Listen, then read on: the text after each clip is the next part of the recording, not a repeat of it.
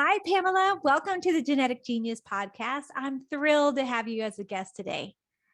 Thank you so much for having me. I'm really excited about our conversation today. Yeah, me too. It's going to be so fun. I love talking about energy, one of my favorite topics. So let's dive in. But before we get started, how about if you take a little time to introduce yourself to our listeners and just what you do, what's your passion, your place on the planet? Yeah, thank you so much. Yes, so my name is Pamela Barton, and I live in this beautiful country of Canada. I'm in Ottawa, and I'm a registered holistic nutritionist, graduated from the Canadian School of Natural Nutrition, and I'm also a natural nutrition certified practitioner. It's always a tongue twister. I'm happy to get it out properly. And yeah, and really my mission really is to help people get the help that they need and so that they can really live the life that they want to live without being held back by how they feel. And I think we all have a story, a health story that we can talk about that is not optimal. And that was also the case for myself. And that's where I decided to really dive into this deep and try and figure out what's going on, and then also provide all this value together with my education for other people. Lovely. Yes. Many of us are sparked by that kind of, story or event in our life that has led us onto the path of health and helping others, right? As Yes, healers. absolutely. Yes. Yeah. Great. Let's talk about fatigue because I think that's a great place for us to start. Not that we're tired, Yeah. but we want to energize all the listeners today. So, what are some of those main contributors to fatigue? And really, I wanted to ask you, why do you think that it's often dismissed as a real problem? Because I think I hear that a lot from patients, like, nobody would listen to me that I was really tired. Yeah, and that's so true, because if you talk to people in general, everybody will tell you, oh, I'm tired or I'm exhausted. And it's just life. That's the next thing I hear. It's life. And being an adult is exhausting and it's fatiguing, and we have so many things to do. So of course we're tired and we're getting older. Like all of these narratives, like almost everybody I talk to has these types of narratives. We live in a society where that is sort of accepted, culturally accepted, as being the status quo. If you're an adult, you're tired, you're exhausted because you have to work and you have family and you have other things on the go every day. So it's okay to be tired. And that's really something we need to tackle and really look at, because we're not built to be tired. Right. That's not the purpose for us being on this No. planet, that we're just tired. So if we're tired, we really have to look into this and question ourselves and ask, like, why am I tired? What's causing it? And yeah, sometimes we know pretty well what's causing it. We have a stressful time or we're going through something and that's really draining us, and then we're tired. We can pinpoint it, and that's okay because it should be temporary and it'll go away. But if we go through life with this feeling all the time, that life is just hard and it's a burden and we're tired and we're exhausted, then we should question that, because that's not normal, even though we think it is.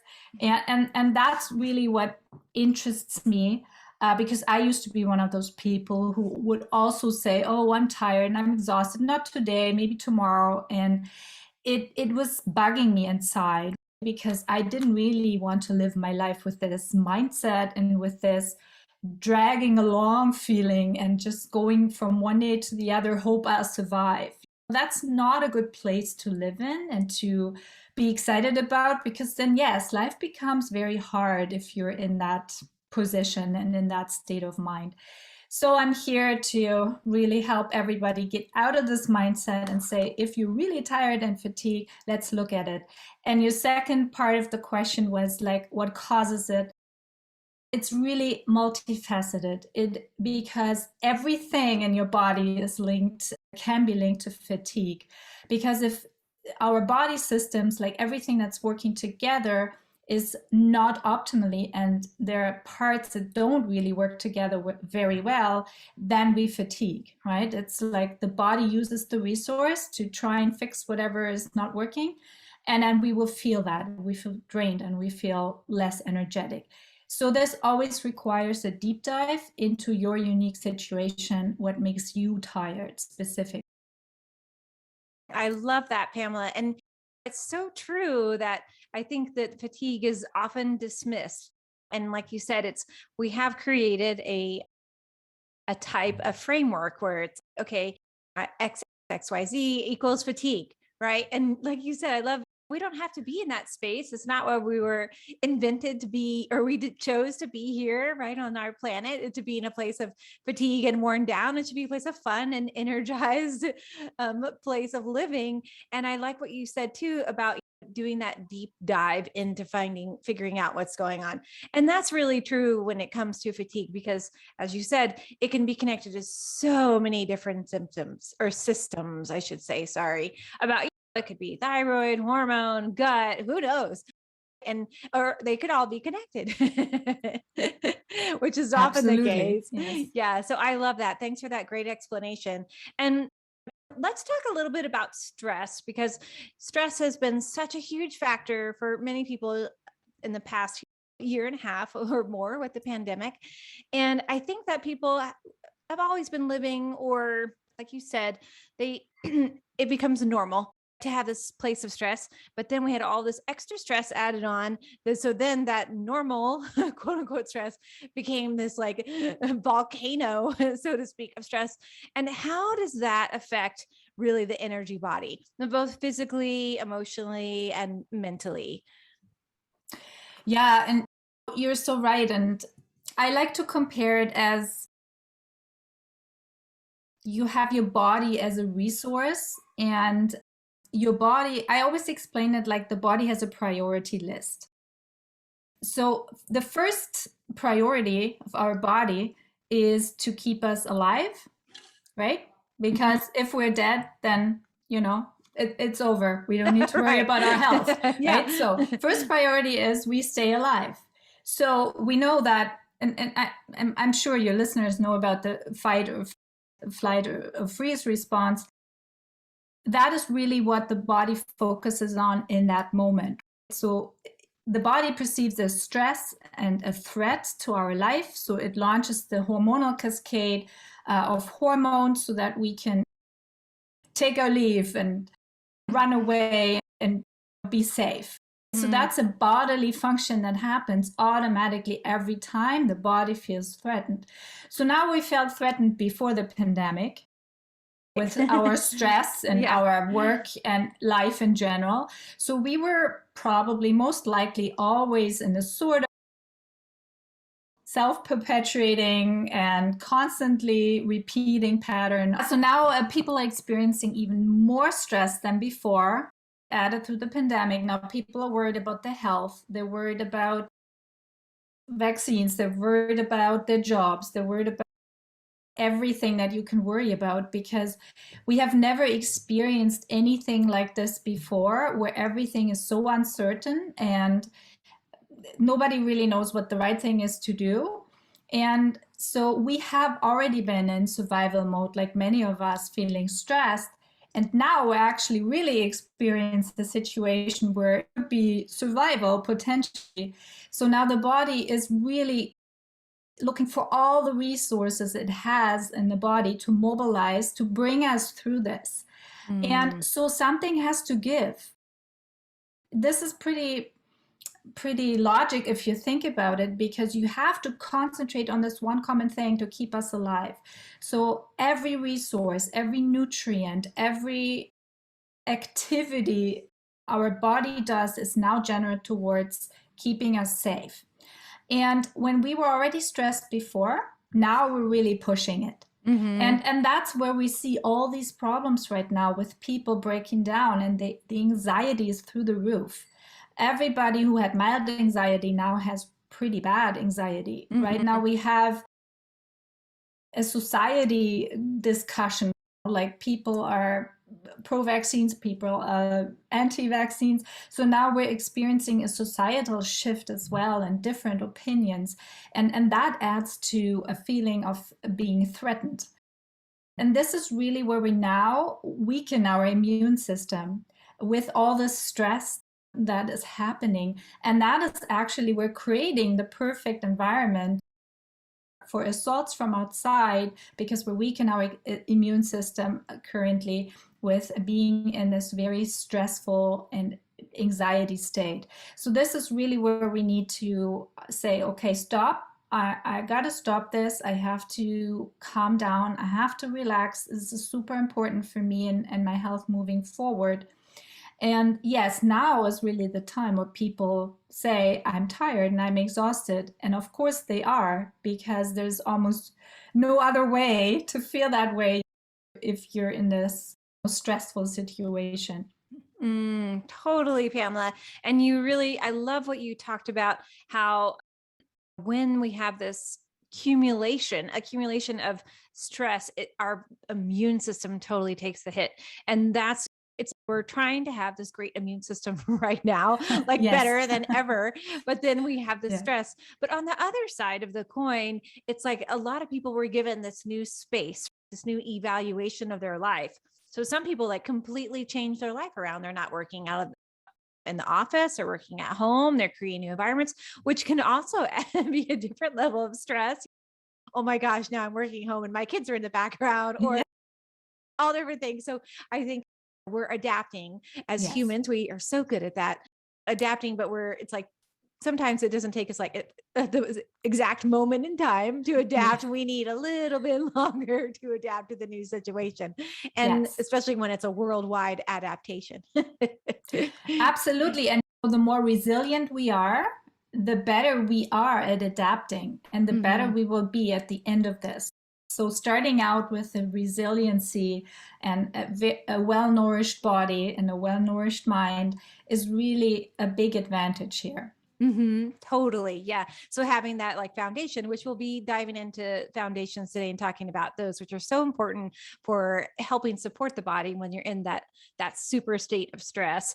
And one of the things I know that you're an expert in is metabolism. And I'd love for you to talk about like, how is the thyroid and especially the metabolism of the body affected by stress? Because that's a huge component. It's like the quarantine 15, right? It's like you're like, how are you going to, okay, I've been hanging out in my new office space, sitting all the time. And now I'm like, oh, wait, I haven't been doing what I used to do. So I'd love for you to talk about that. Yeah. So true.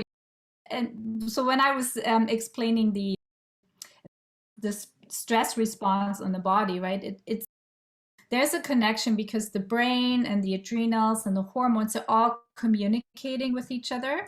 And the thyroid also communicates because it has a very similar pathway than the stress pathway. So it's directly affected by how stressed we feel. That will also impact our thyroid. And if we had thyroid problems before, we really have to make sure that we're protecting ourselves from stress, because otherwise it just gets another blow in these especially stressful times. So the thyroid is super sensitive to stress. So if you feel stressed in general, most likely your thyroid will be affected by it as well. And we see this especially with women these days. We have an endemic or a pandemic or whatever you want to call it of thyroid conditions, especially in women. And that I think is part of because we are leading these stressful lives. We're not giving ourselves a break. We're too hard on ourselves. And the body really feels all this. The body feels this stress and the expectations we have in ourselves and the lives we want to lead. And this is really, the thyroid is one, I always pictured it absorbs this energy. Absorbs this energy and it takes it and works with it. So it gets affected because it's the same connection like the stress hormones as well. And the thyroid is also one of the bigger hormone regulators in the body. So here we come already with hormones that are a little out of whack in terms of stress response, right? With adrenaline and cortisol and all of this. And now we're adding thyroid hormone regulation into the mix. So we're creating even more imbalances that impact more systems in the body. And that's really the metabolic cascade of things that happen that is very dependent on stress, for sure. Yeah, you're so true. And it's so interesting. I think about this all the time because I work with lots of women with some thyroid issues, some men, but like you said, it's more common. I'm like, well, what happened? It's I didn't have all, my mom and I were talking just yesterday. She's like, every one of her friends is on thyroid medication. I'm like, Mom, that's not good. Yeah. That's not, and we didn't need to, you used to didn't need to have that. So, I'm like, okay, Yes. what shifted? And I think about all the different like physical aspects and the emotional aspects. And like you said, stress is a component. And as women, we have in a wonderful way have changed the way that we work in the world, but also it's changed the way that maybe our body was meant to be as women. So we're having to adapt. So the thyroid, like you said, takes a big hit with that, especially when it comes to stress and working like 12 jobs. Absolutely. Yeah, absolutely. Yeah. Yeah. And so with that piece, that the thyroid and the metabolism together, what does your like a reboot of that look like? What would, that is that from that energy component where we're like working. So metabolism is, like you said, every part of the body is using that metabolism. So what does that reboot look like when you're working with your clients? Yeah. So I always saying, let's get the foundation sorted out. And the foundation is pretty much the same for almost everybody. We have to start off like a good foundation, and then we can also look at individual components. If something is not quite resolving, or we're still experiencing a lot of fatigue after we've established some foundation, then we have to dig deeper and really look, okay, so what's not working here? But I see most often when I work with clients that the foundation is not even solid. And I always say, let's start with the foundation, because you might be surprised how much that already helps you. Because sometimes it doesn't take much to get the body in a much better state. We always think it's going to be so hard and it's going to be so much work and it takes years. It doesn't necessarily. We just have to know what we need to work on, what we need to do. And then sometimes we bounce back much faster than we are thinking in our head. So I always encourage everyone, get over yourself in this case, and let's establish the foundation. And then let's talk some more if it's not working. But I have seen great results already within a few weeks, 4 to 5 weeks, where fatigue resolved almost entirely for people who were tired their entire life. So it can really happen. You just need to know what you need to tweak on. And that's really what I created in my system, in my reboot system that I work with clients, because we're tackling all these fundamental steps and areas where we need to establish the foundation, and then we go from there. And so let me just quickly tell you, so we will definitely have the nutrition piece, we have the stress piece, and we have the sleep piece. And that's already a lot to work on for a lot of people. But if we get that in a good state, then we might not even need any supplements, maybe. Right. We might not need any fancy techniques or things like that. Just if we have the good sleep, if we have the sound nutrition, if we know how to manage our stress, this will just already do wonders. And I always say, let's really work on the basics first before we go into complicated discussions about the latest product or the latest technique. Yes, it's all interesting, but maybe we don't really need one step at a time, is really what I'm saying. Yeah, that's great, Pamela, because I love that foundation piece, because without those foundations, it's like we can't support a house on one leg, right? We're No, like, we can't. we will fall over. And that's usually what people is happening. You're like, they're falling over because they're so tired and they can't hold it together, so to speak. So I really liked what you said too about the piece of time, because I think that's important for listeners and people wanting to change their energy like status, or I guess their state of health and the time that they're in now, because people always want to have a time frame. So it sounded like, just to reiterate and clear up, that it could be different for different people depending on what they have and how maybe committed they are to the foundations. Is that correct? Absolutely. So I can tell you from my experience, if you are committed and you do the things we're talking about, you can see really good, solid results within 4-5 weeks. If you take it by, wait and see, and I do a little bit here and there, then yes, it'll take longer. Right. And you need to be aware of this. And there's no right or wrong either. I have clients I work with for a year on the foundation, and that's just because they say, I need the time and I want to take breaks in between, and it's too much all at once. And that's perfectly fine. But I always check with the person beforehand, how committed are you? Is this something you need to solve in 3 months?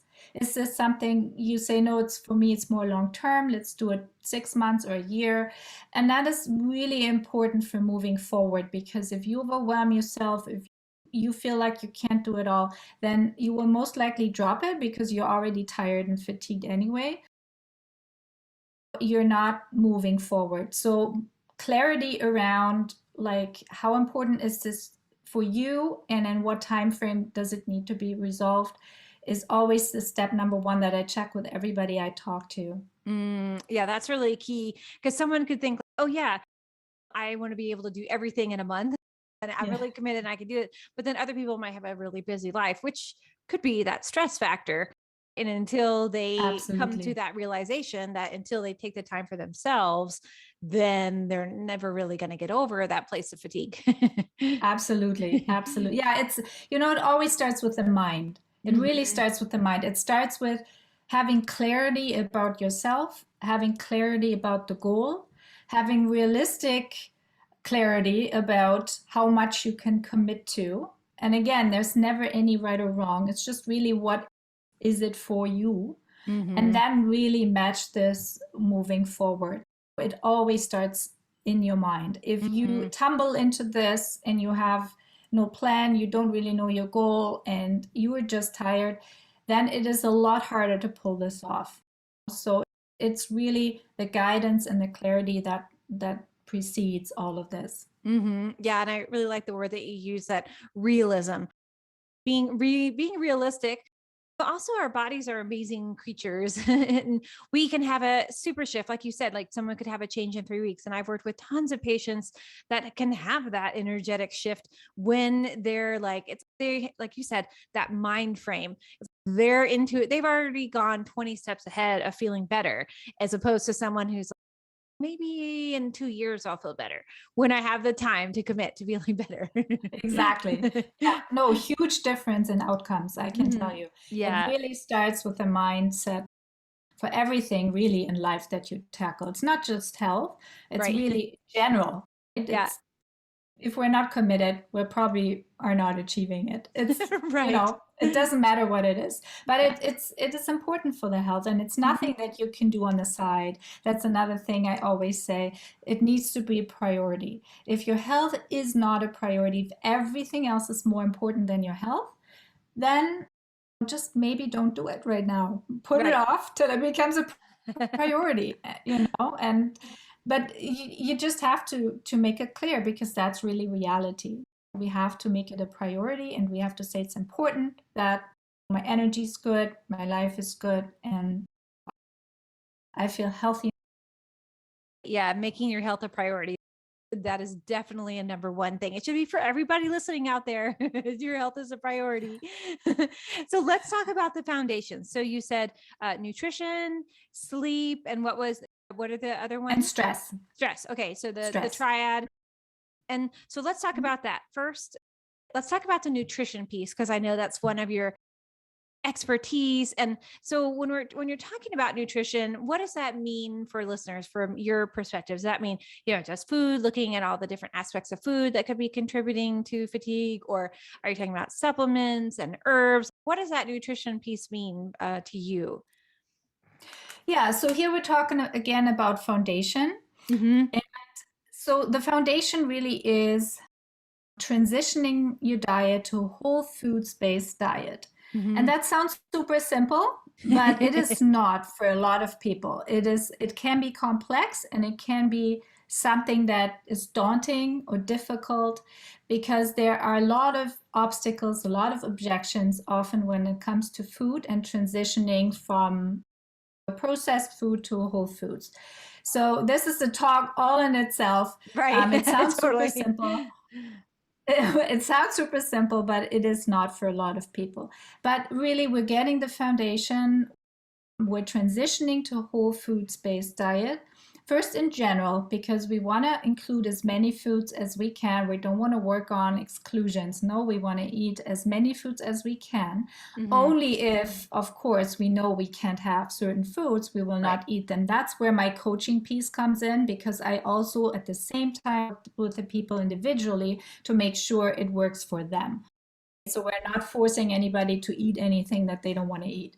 So that's the unique piece. Yeah. But it's really picking them up where they are with their diet and transitioning them to a whole foods based diet all day long. It's not Mhm. just one meal a day. No, it's all meals a day and all snacks as best as we can. Okay, as best as we can. So that would be the first piece. The second piece is really educating people about blood sugar balance and how Mhm. we can achieve this through food. So, what are the cornerstones and the aspects of this? Because if we don't have a balanced blood sugar, we have hormonal mayhem and we have Mhm. metabolic mayhem. And Mhm. we can just be tired from having blood sugar fluctuations. That might be just one piece that's already doing it for a person. So we need to make sure we know how we can balance our blood sugar nutritionally. What do we need to do for that so that we have stable blood sugar throughout? So now we have the whole foods, we have the stable blood sugar, and then we can talk about things nutritional strategy to create energy. And there's a lot of research that's currently being done on what that could look like. So I give an example. One could, for example, be intermittent fasting. That can help some people create energy. Again, not everybody. So that's again where we would work closely together if this is an option you would want to explore. Mhm. Mhm. So there are different ways how we can test this and try if this works. Because for some people, having a spaced out,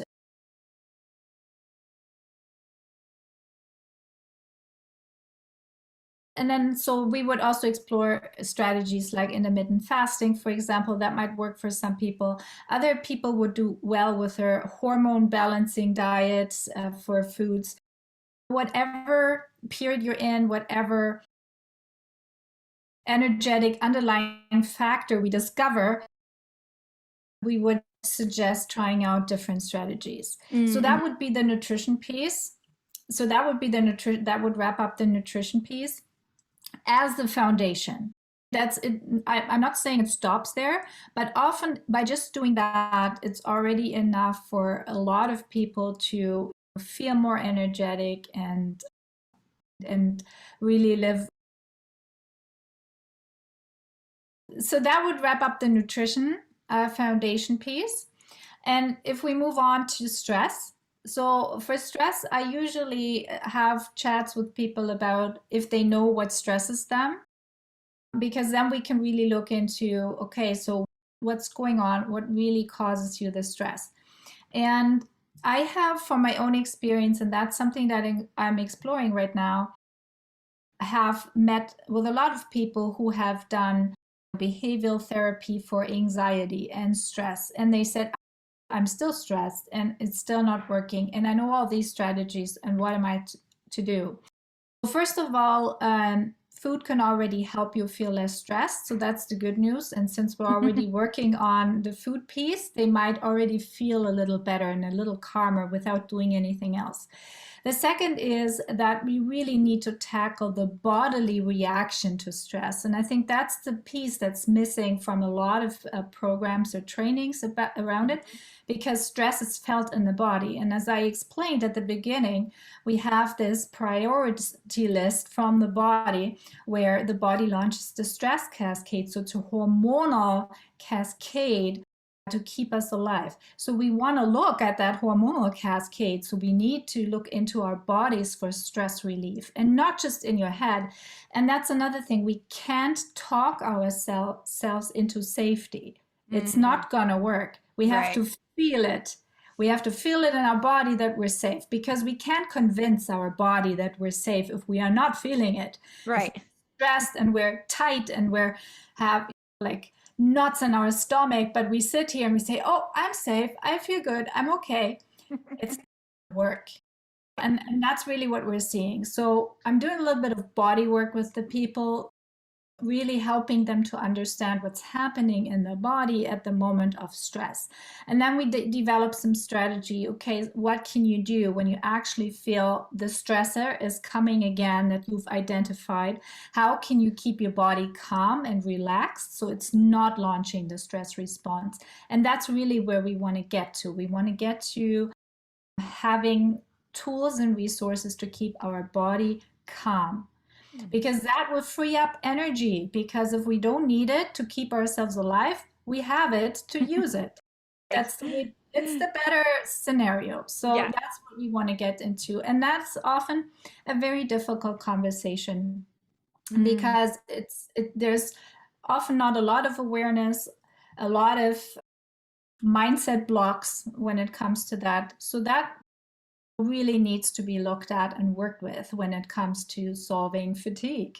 Yeah. And that, because people have created their lives around those belief system that causes them stress. So it can be uprooting, but in a good way. So we have to always have to see what we find. Again, that's what I said at the beginning. Yeah, that's so true. And I really liked the pieces that you talked about with nutrition around the whole foods piece. And I'd love for us to backtrack to that just a moment and explain a little bit about the whole foods. Because I think people, if we think of the standard American diet, I know that you're Canadian, the standard Canadian diet, Yes.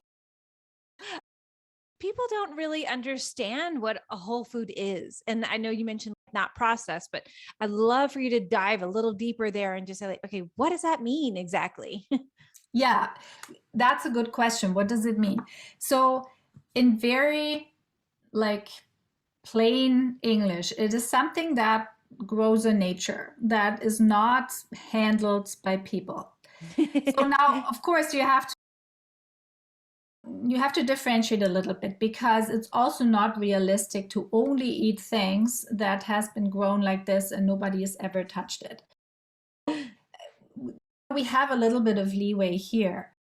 We really do want to exclude ultra processed foods and heavily processed foods that have almost no nutrients left. And that's really what it's all about. That's why we're looking for whole foods, because we want to make sure that this food that is grown above the ground or below the ground is in its form as intact as possible, because it contains all the nutrients, and it also is packaged in the way it needs to be packaged so that we can absorb it and use it for our body.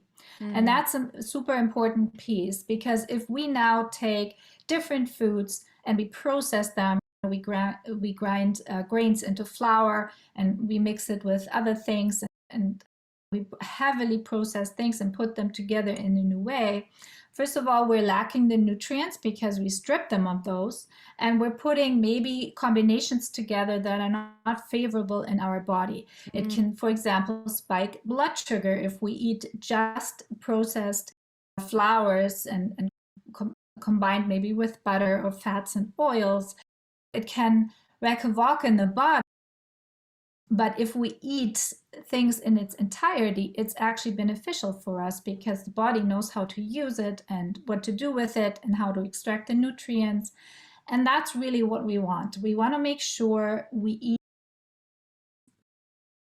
as nature provided, as much as we can. That does not mean we can never buy anything in the grocery store that has been packaged. Okay, so that would be too extreme. So I'm always saying, let's just move into that direction first and see how much really processed food we can get rid of. And the other very good side effect of doing this is that we will not have to buy so much stuff because Right. we feel fuller longer because Mhm. we're getting nutrients in our body. We're actually nourishing our body. So we don't have to eat potato chips every half an hour because we are not hungry and Right. we're not as hungry and we don't need those what we call empty calories to keep going. Mhm. And that's really, it's also a mental shift, the whole food shift, because we have to understand why we're doing this and why foods that are grown in nature are to be preferred and what it actually does in our body and why it's better than eating something that is heavily processed. Yeah. Yeah. Thank you, Pamela. That was a great explanation. And I think really important because that whole foods concept is thrown around a lot. And a lot of people don't understand what that means, especially because there's a grocery store called Whole Foods, but they have a lot Yes, more than Whole Foods. So I think absolutely. it's important to talk about that nutrition piece. And in regards to that nutritional foundation, what would you think would be your like top 3 like nutrition habits to help the listeners really like hone in and feed and start making that shift to regain more energy or to reclaim that energy?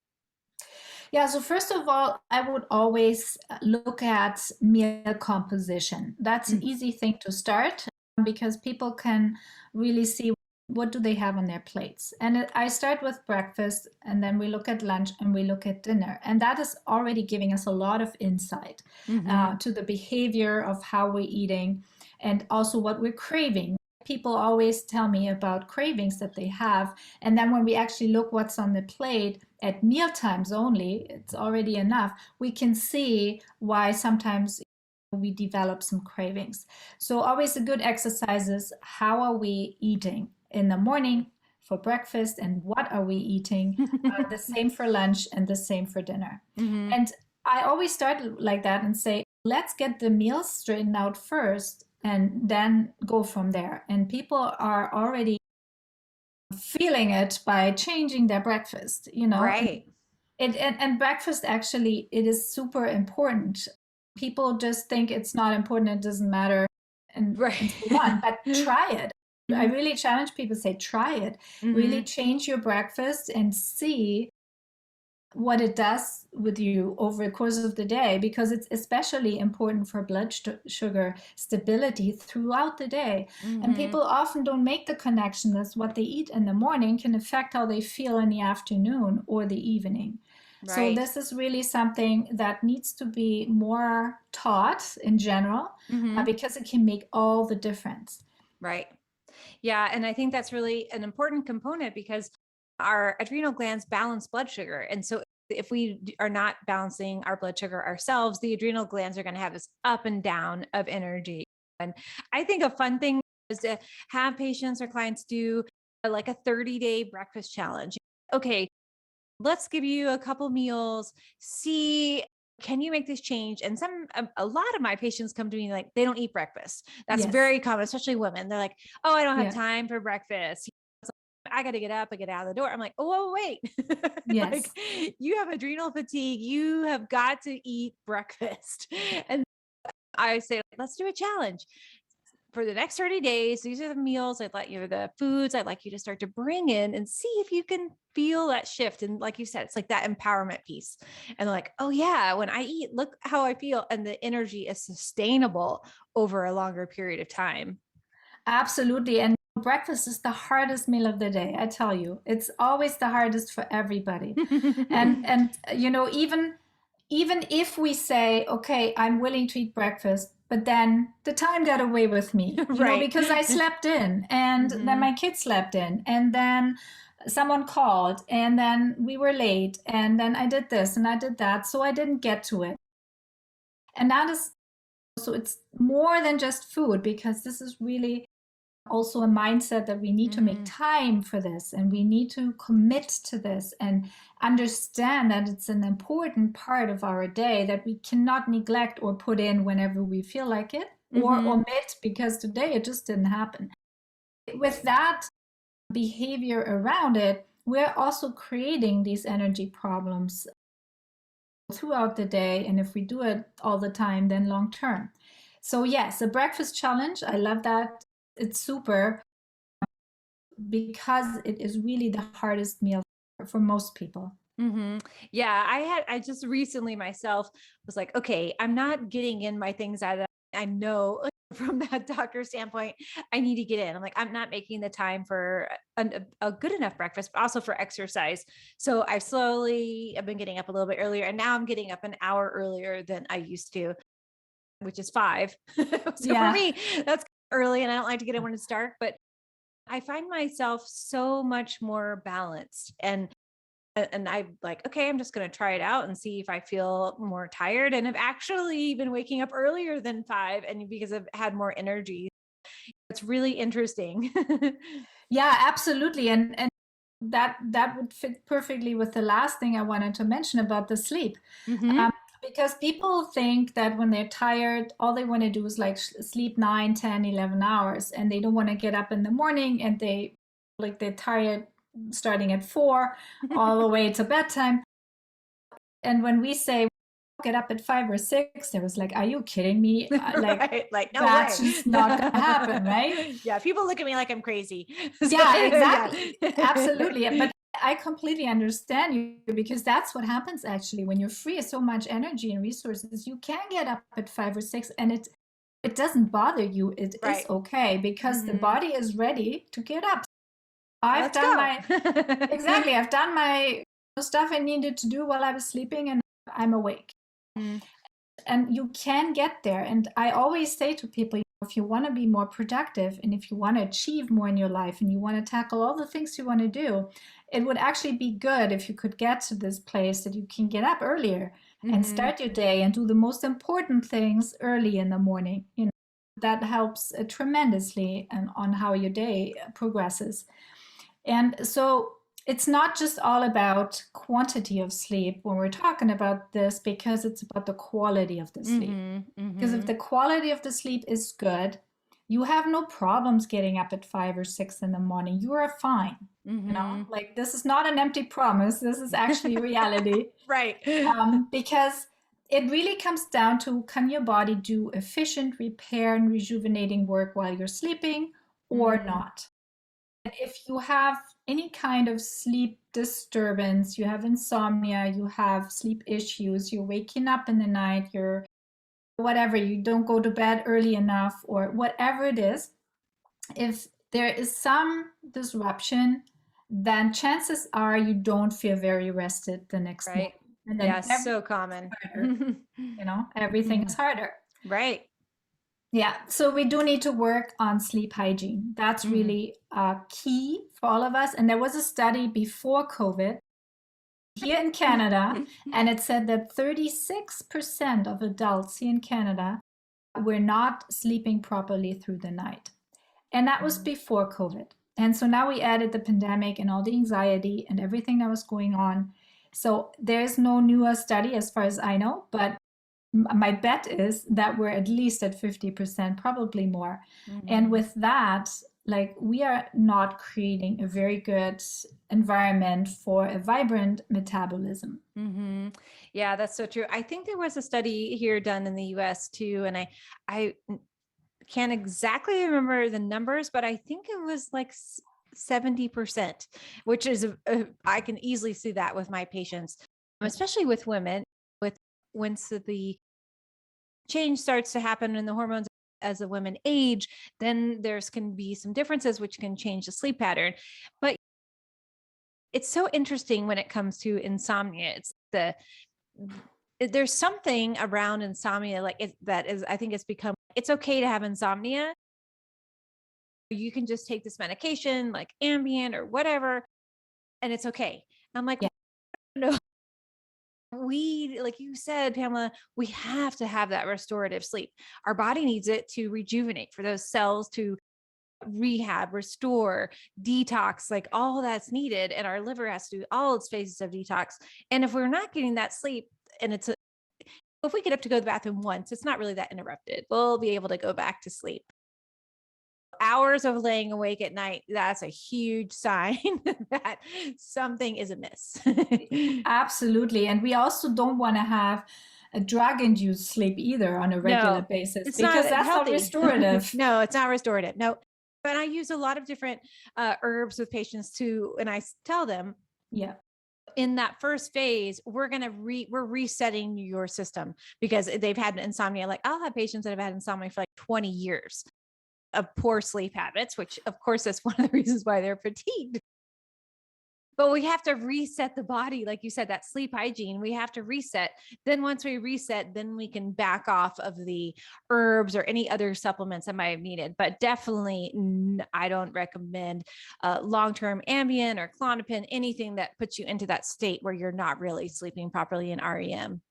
Absolutely. No, it's vital that we learn how we can reclaim our natural sleep, because we've lost that feeling because we are immersed in artificial light at every day and night time. Our Right. body doesn't really know what's going on anymore. It's confused, right? Yeah. Because it doesn't get the right light stimuli anymore. And that is so important for melatonin release and cortisol regulation and all of these things. So we need to make sure we're getting back to the basics, how we were designed, what our body responds to, getting the cues.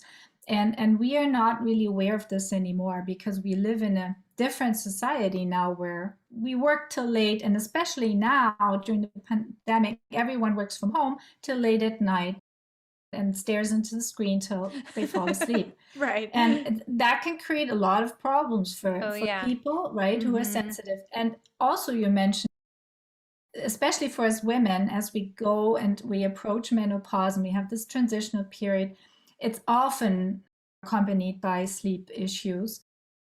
But even more so do we need to take care of our sleep and a proper sleep hygiene when we get into that phase, so that we can make sure we're not jeopardizing our health right at the same time. So key.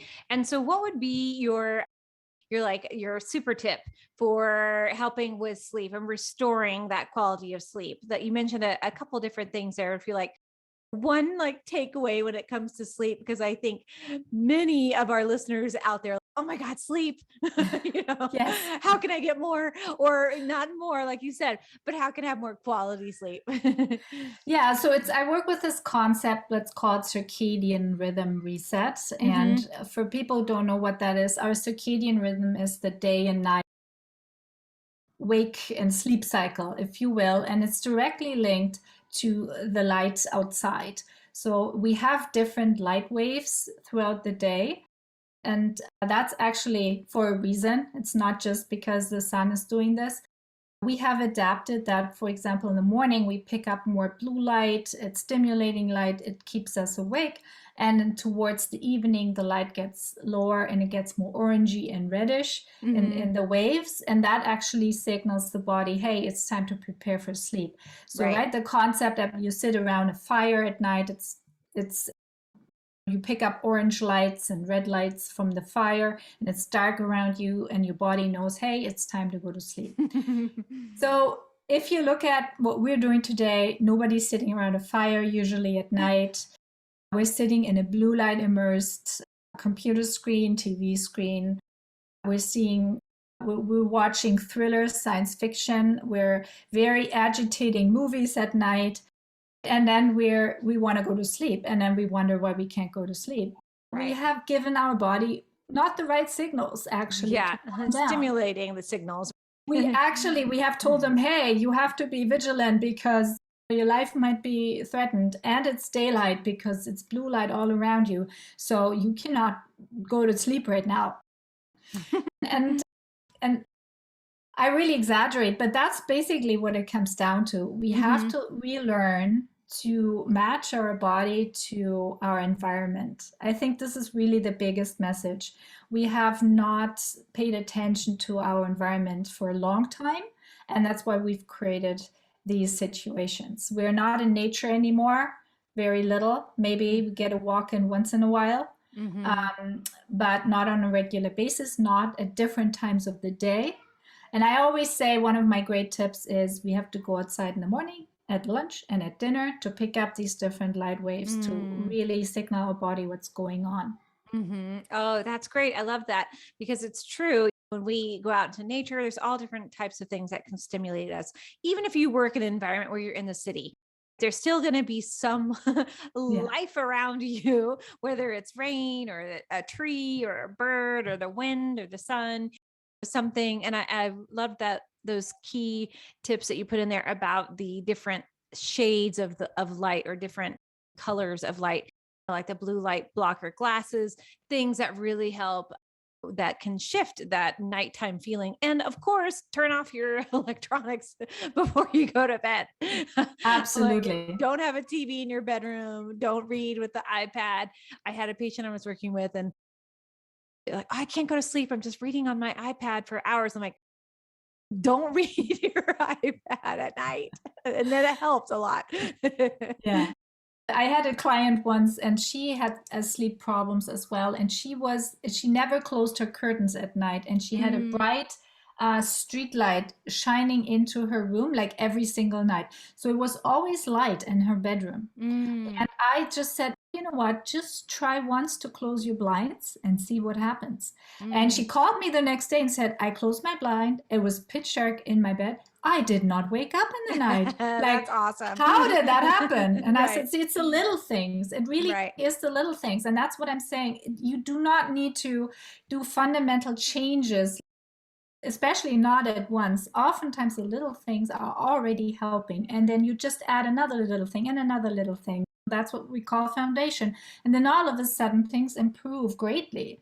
And that's really what we want to achieve. It's not supposed to be overwhelming, and it's also not difficult. And most of the things really make sense. So we can do them. Like, we can go outside, we can close the blinds, we can wear blue light blocking glasses, and we can do all of those. Great, Pamela. Yeah, I love that. The little things, we can just like little steps at a time, and then it accumulates into this wonderful picture of health, which is so great, building those foundations. And so as we're wrapping up things today, how can people find you? Talk about your amazing free webinar you have on metabolic energy rebooting. Tell people how to find you, follow you, and then we'll have one last question to wrap it up.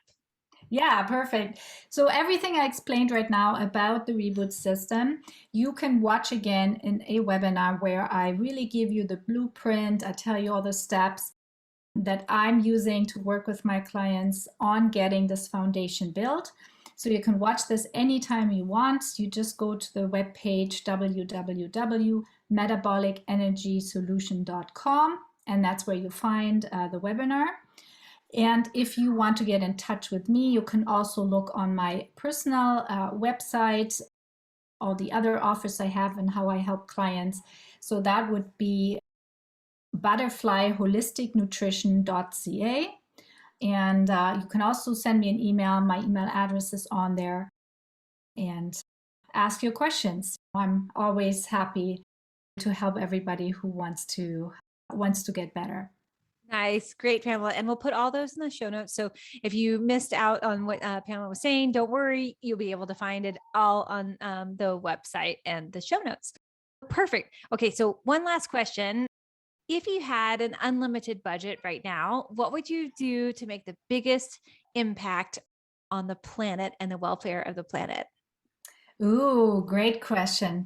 I have big plans. Yay! If I had unlimited amounts, I would definitely make sure that the message, the health message, gets out to the world. It's so needed, because right now we are hearing so much about vaccines and viruses and life-threatening situations. We don't hear enough about our immune system, our innate immunity, our health, and that we can be so powerful in maintaining our health, and we don't have to feel so stressed and so anxious all the time for things that might come from the outside. So I really would want to bring this message out. I might create institute of educational information around this. I want to bring it to the schools so that kids learn about it, so that they really understand that health should always be a priority in your life. That's really for everybody. And yes, and I want to help as many people as I can because I really think we're here for a reason. We're here to live a purpose, and we can and we should do it with the fullest capacity that we have available to fulfill our life purpose. And also it's more fun that way. Right. I love it. Oh, that's great.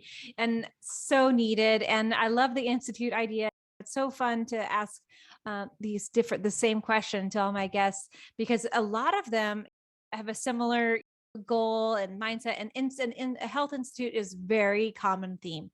It's like Yes. something where we can come together, because we need more of that. And we need, instead of sick, which is what we have, sick institutes, we need to Yes. have health institutes. So great. I love that. And that's totally granted. Ding, you got that one. Perfect. Yeah.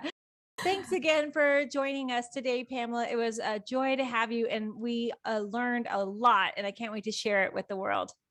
Thank you so much for having me. It was a pleasure talking to you, and I hope, your listeners get a lot of value out of this.